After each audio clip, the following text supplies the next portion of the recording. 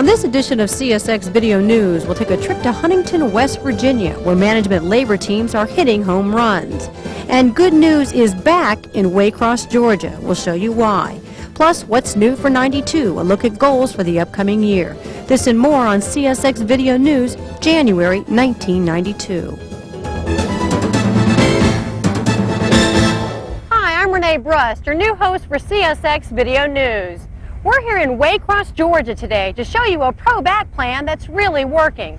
But first, let's take a look at the mechanical operation goals for 1992.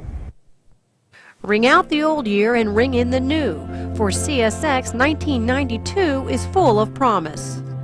Our mission in mechanical operations is to provide quality maintenance for our car and locomotive fleet safely, cost-effectively. Vice President of Mechanical Operations Carl Taylor outlined the goals for 1992 in a December meeting in Jacksonville. I like to talk about it a lot in order to remind myself and all the members of the mechanical organization that that's our main goal. Everything we do should be targeting at achieving that mission. Providing quality service safely is a key goal for 1992. Mechanical Operations wants to reduce personal injuries by 20%. It can be done. We need 100% safety certification, a renewed focus on the buddy system, and job briefings. I've said it many times. I feel very strongly about it. I think many of us do. I hope we all do. Number one, safety, personal safety. If we can't get that right, then nothing else is going to be right. So let's get that right. 0 injuries, that's our target, that's what we're working on, and that's what we're going to achieve in 1992. Protecting yourself is important, but in 1992, protecting the environment will be a goal as well. Employee awareness training about what is harmful to the land around you can help. As David Orr, Chief Mechanical Officer of Locomotives, points out, many of you and your families live where you work. Well, they have a personal reason from their standpoint and from the standpoint of their families to be good, environmentally aware employees and avoid polluting the environment. Locomotive operations are off and running already this year. Here are just a few goals to set your sights on.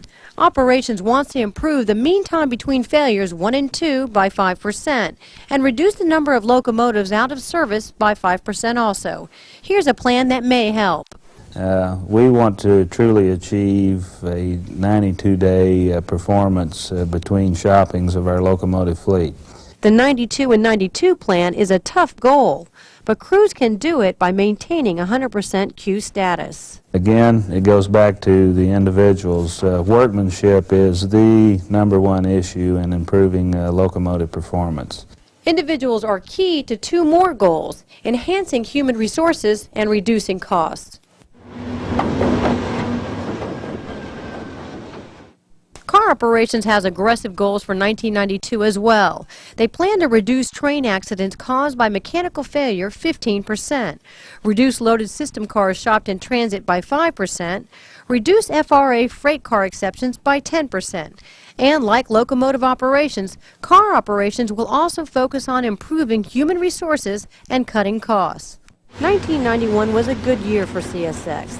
But if we follow our goals, 1992 will be even better. As aggressive as these targets are for 1992, the reason I'm confident in putting together such an aggressive plan is because of the terrific performance by our people this year. They did a great job, exceeded or attained every objective, and I know we can do it in 92.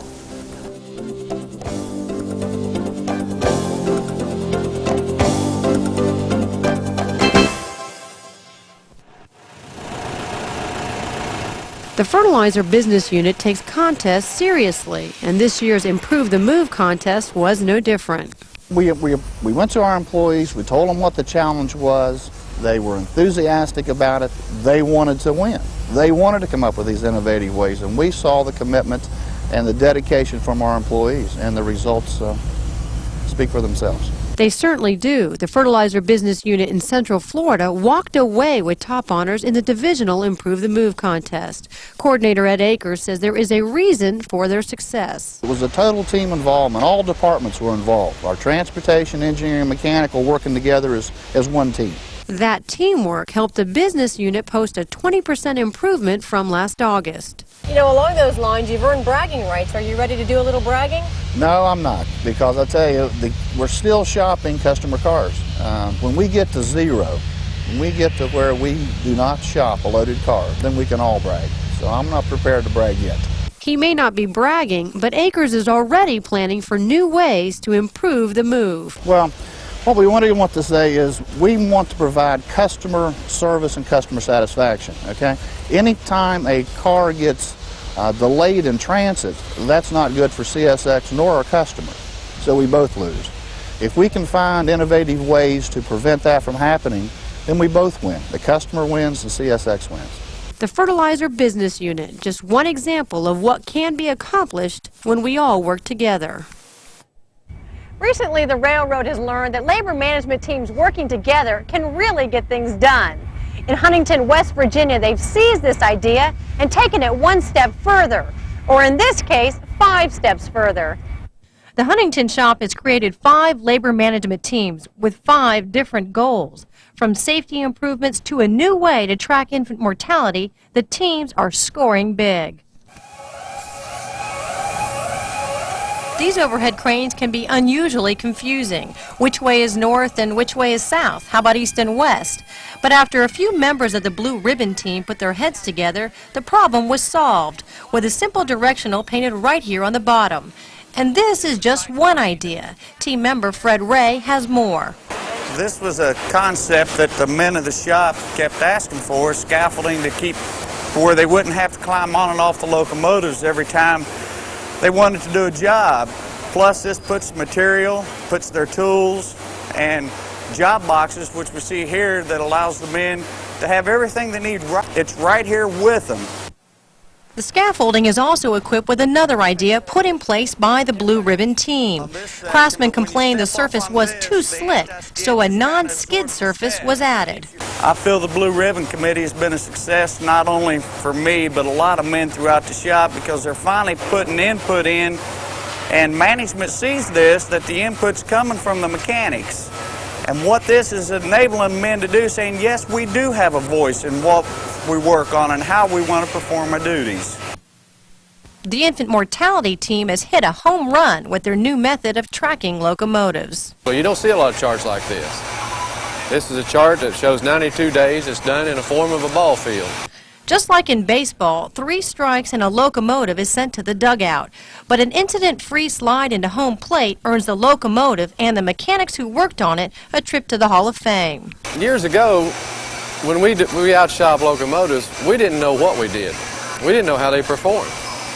We were told to do it, we did it, it left. But now, through labor management, together, we track these locomotives, find our problems, and we work as a team together. The buddy system has been just one of the focuses for the safety team. The idea is simple. Keep an eye out for your buddy. Help remind him safety first. We stress that there's no job too important for somebody to get injured in, and so we have our buddy system for one man to help the other. Pat Smith says the safety team is having real impact in the shop. In the past, it just went from one ear and out the other, but now it's really changed around for the better. I like it. I think we all like it. We like our job a whole lot better. Another group that likes their job better is the SD50 enhancement team. The men and women are fighting to turn out better locomotives, faster and cheaper. They say teaming up with managers is helping a lot. Well, it makes the people out on the floor more knowledgeable of what is going on, what is expected of us and everything, and it gives a better relationship between management and the working people, the crafts. Here is yet another impressive achievement of the labor management effort.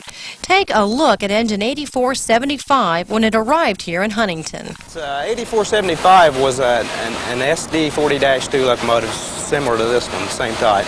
And it was involved in a head-on collision, and I believe the town was Roebuck, South Carolina. And it sustained extensive damage in the cab area and the hood area.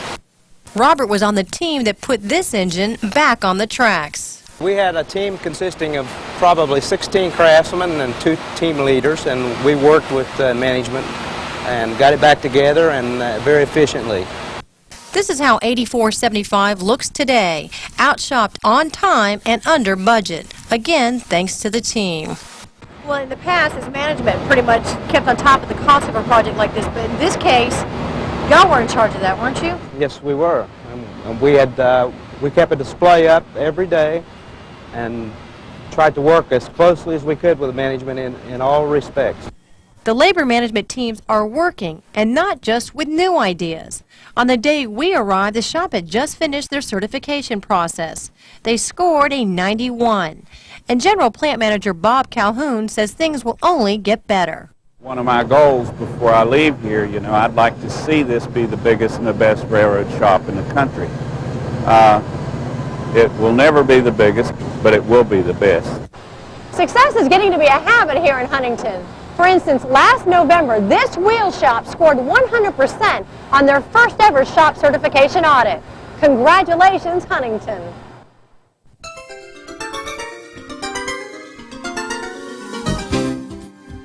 A long day on the job often means a tired and aching back, but the ProFlex back support can help eliminate these problems.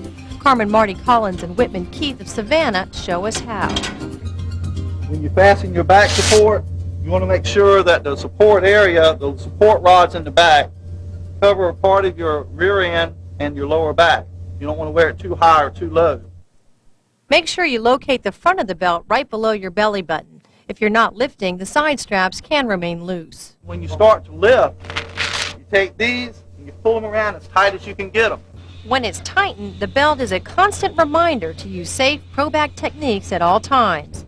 It may help prevent an injury or an aching back. Well, at the end of the day, before I got my back support, I was tired, my back was tired, and when I started wearing my back support, I felt a lot better at the end of the day, and just felt more like I haven't been picking up a lot of weight. Remember, keep your focus on safety. A back injury can literally devastate your life. Walking, sitting, even sleeping can be painful, if not in some cases downright impossible. Working with equipment like this, it's easy to see why the back injury is no stranger to the railroad industry. That's why CSX has introduced its ProBack program. In a remarkably short time, these innovative new steps have helped dramatically reduce the number of back injuries on the job. While that's good, it's not good enough for the men and women of Waycross. They want to completely eliminate the back injury on the job and have come up with some simple steps that may help them do it. James Macho Knight is a big man, strong and healthy. He looks like he could survive anything. But James says last year a minor back injury literally knocked him off his feet. He pulled a muscle while trying to fix a switch. It was rough. Couldn't hardly get up. It was hard for me to get up. My wife had to help me up. I just couldn't get around like I used to. It was just bad. James is not the only one to suffer a back injury. In fact, as little as 2 years ago, the back injury was the #1 problem here in Waycross. That's why the employees decided to do something about it. A lot of ideas come up with our shop employees how we could improve the shop and the working conditions to lower our back injuries here at Waycross Running Repair.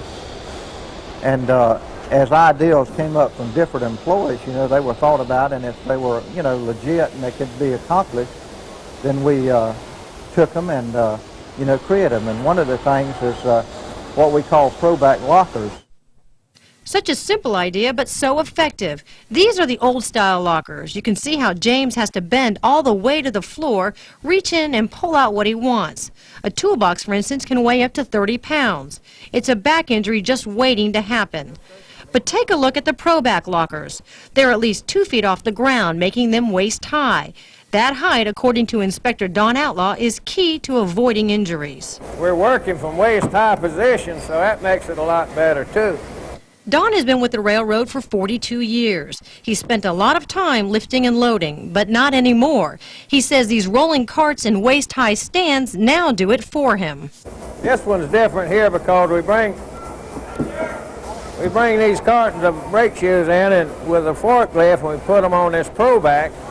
And before we developed these kind of platforms. Then we had to get them off the ground, which meant that you was lower, picking up the brake shoes to load your car.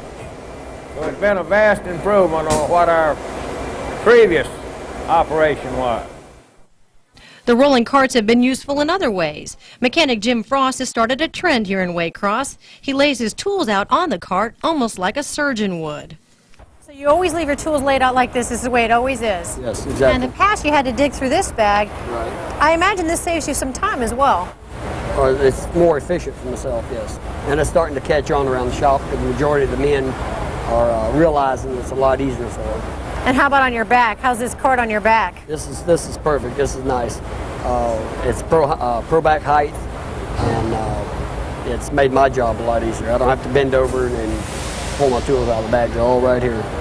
But not all the back-saving techniques are this simple. Take a look at this setup. A full fuel line can weigh up to 75 pounds. The crews used to drag it up and down the floor to refuel the cars. But a clever set of pulleys and wheels has put an end to what was once a back-breaking job. Now you simply pull and the hose goes where you go. Now for the truly ingenious. Curtis Taylor used to install service control valves by hand. Now he lets this lever, manned by his partner Rudy, do the work for him. He invented this back saver himself. So literally 75 pounds that you had to lift up and put out. Come straight out from your body, which is about a 90 degree from the body. You put in a few of these. How stressful was it? Well, you could feel a lot of pressure on the lower back and the shoulder muscles when you lean forward to put it in. But with this device, it has relieved all that stress that you have. The ProBack ideas from Waycross just keep coming. They range from a variety of carts to the simple waist-high platform and on to the more complicated, like the device we just showed you. But the ProBack ideas, 28 in all, have several things in common. They came from the employees, were welcomed by the managers, and the ProBack plan here in Waycross is working.